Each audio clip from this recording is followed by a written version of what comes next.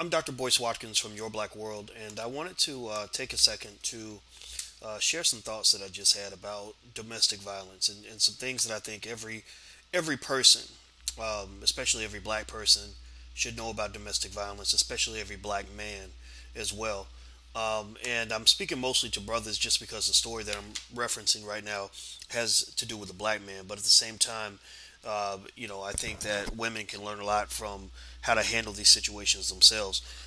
One of the things that you've always heard me say, if you haven't heard it, you're going to hear it now, is that you shouldn't have any kind of physical violence in a relationship. It's immature. It's not productive. It's incredibly destructive. It can ruin your life.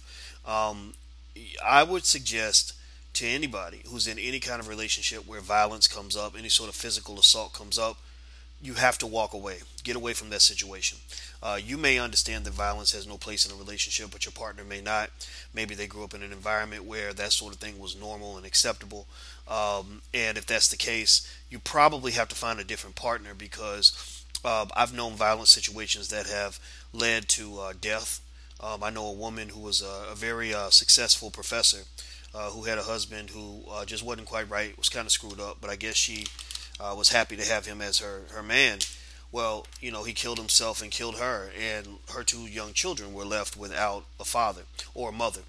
And so, when you look at those situations, you realize how serious and how dangerous these situations can become. And when somebody shows you who they are, as Maya Angelou always said, you got to believe them. You have to believe them when they show you who they are. So if you see a situation where somebody seems that they have a hard time handling disappointment, or they throw what I would call adult temper tantrums. What's scary is that when a grown man throws a temper tantrum, he's a frightening thing, because in his mind he feels like the hurt, damaged little child, and he'll always tell you that the reason he behaved this way was because he felt like this. But the problem is that when you're 6 feet tall, it's not cute anymore. It's not what you did when you were four. Same thing is true on the female side. You'll see women do crazy things to men, assault them physically, or just do horrible, hurtful things.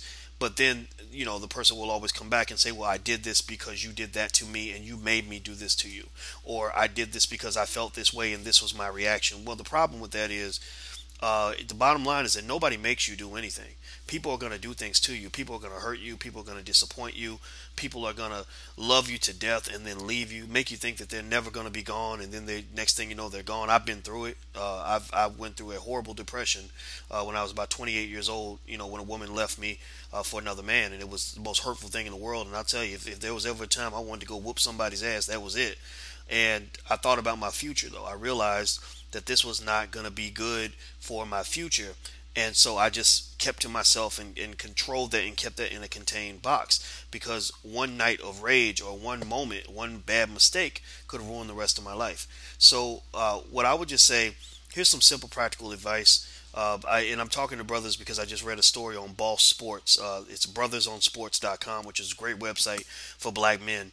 And black men control the whole conversation. There's no concern about political correctness or what feminists are going to say or what gay rights groups are going to say or what women are going to say.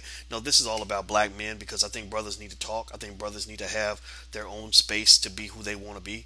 In fact, if you look throughout our society, black men are the least advocated group in America. We are also the most trampled upon group in America. We have the highest unemployment rate, the highest homicide rate, the highest incarceration rate.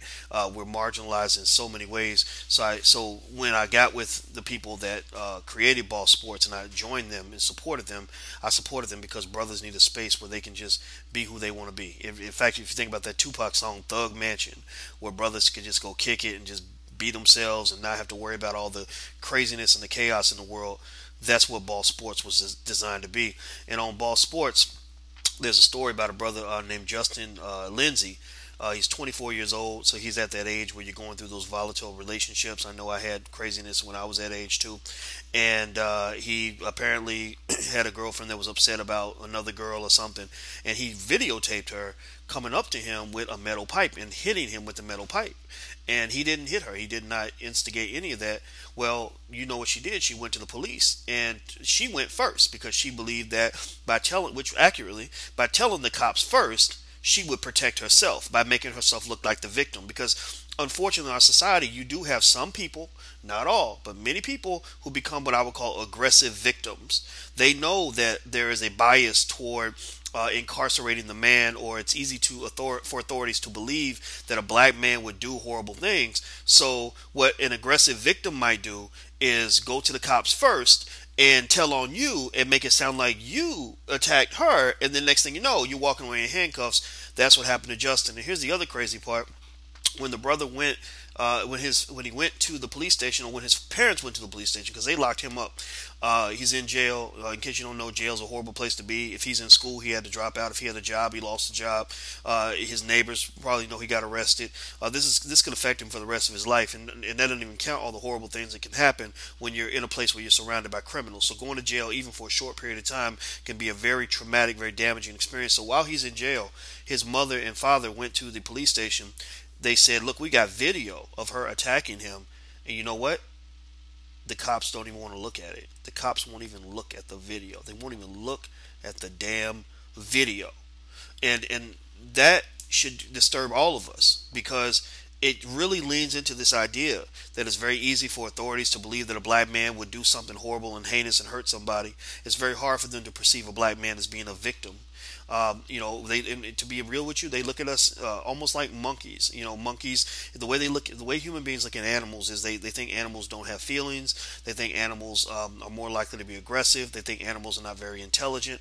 They think animals don't love their children as much as human beings do. They think animals are not logical. They think animals are just not worthy of a higher form of existence, a higher form of meaning behind their existence. And so to some extent, the black man is the white man's ape. In many ways, that's how we're treated, and I don't care. I got a PhD, but to some people, I'm just Dr. Ape.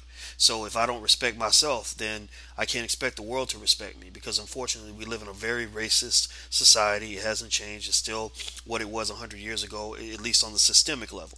Now, so my point here is, to brothers, I want to say to you, if you get in a situation where a woman shows the slightest inkling of capacity for violence, capacity for not just violence, but what am I looking for? I'm looking for a word or a term like venomous revenge, if you will. If she shows any capacity for just very spiteful, devious, hurtful behavior, get away. Ask her about her ex-boyfriends. If every ex-boyfriend is a jerk and an asshole, that means you're probably going to be shaped to be a jerk and an asshole too, because there's something inside of her that changes the narrative of every situation she's been in to make herself the victim and to make all of those men jerks and assholes. You're not going to be the only one who emerges unscathed, because there may be something inside of her that's damaged. Maybe because, for unfortunately a lot of young black women, that first man they ever loved, their father, disappointed them in some way. So if their father disappointed them, there's a good chance that she may be looking for you to disappoint her too. Or the minute you come up short of her expectation, which may be too unrealistic, she may put you in that same category. And then at that point, once the hurt starts to pour out, it goes back to what Terry Williams said in her book, Black Pain. Hurt people hurt people. Now, for women who are watching this, I think that the consequences of dealing with domestic violence are even more severe for you, because men can hurt you. A lot of men are very smooth, very slick. They got the swag. They know your game. They know what's going to make you. They know what's going to make you react. Especially a good-looking man who's got nice stuff. If they got money and looks, they know that they can get your trust in about 2 days, and they know that once they have sex with you, it's going to be one day. It's going to be quicker than that. They know that. In case you don't know this, actually, if you look up the research, women have an abundance of oxytocin in their brain. Oxytocin is a bonding chemical that makes human beings bond together. And what happens for women is that oxytocin spikes during these key points.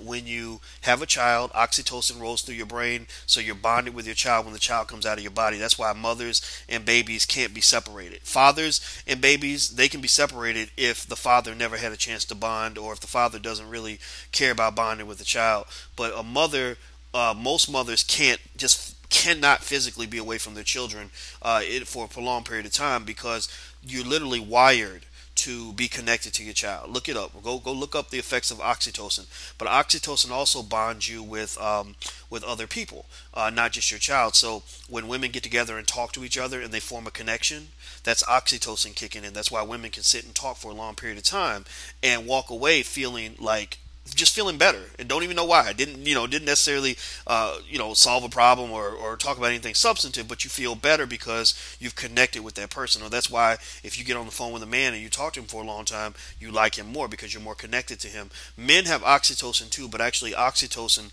to some extent is neutralized by testosterone. So men who are high testosterone, like aggressive athletes or just really powerful men who tend to be able to really compete, who are really aggressive and really ambitious, they tend to have the highest amount of testosterone. That's why, unfortunately, you see a lot of these men have the highest rates of infidelity in many cases.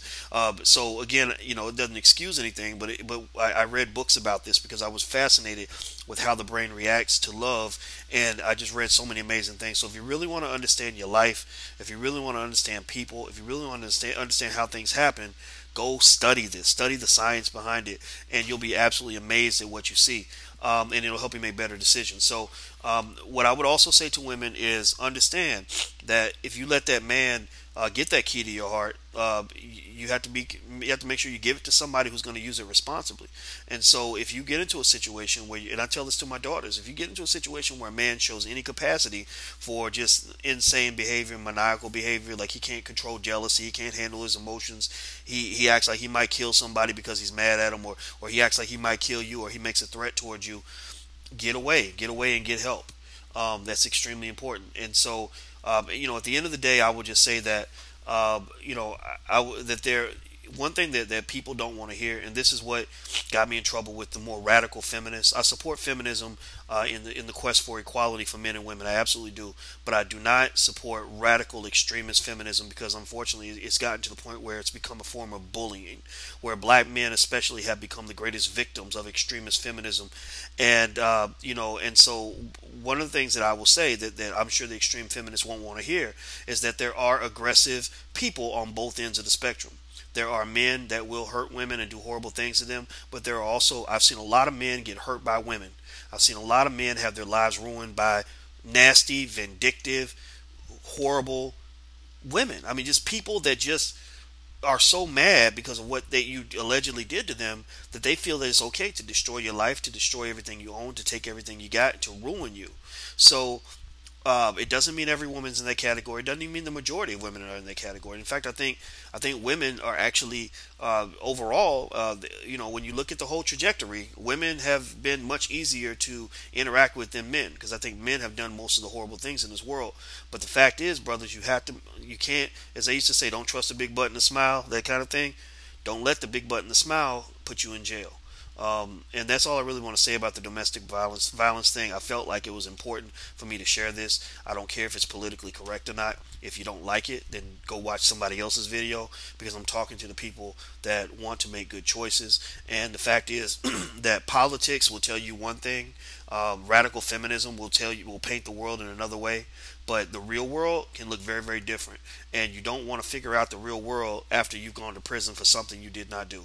A lot of brothers are in prison after being falsely accused of things they did not do. And once you are in that system, the system does not want to let you out. You will be forced to take a plea bargain. You will be forced to endure the trauma of prison. You will be forced to spend the rest of your life as a marginalized individual who cannot get a job, who can't go to school, who can't get public housing, who can't do a whole lot of things because of one incident, one situation, one mistake, one bad choice. So make sure you choose wisely. Brothers, make sure you know the difference between a pretty girl and a real woman. You got to get you a real woman. If you can't date a real woman, then don't date at all. That's all I want to say. I'm Dr. Boyce Watkins from Your Black World. Take care. God bless. I'm gone. Peace.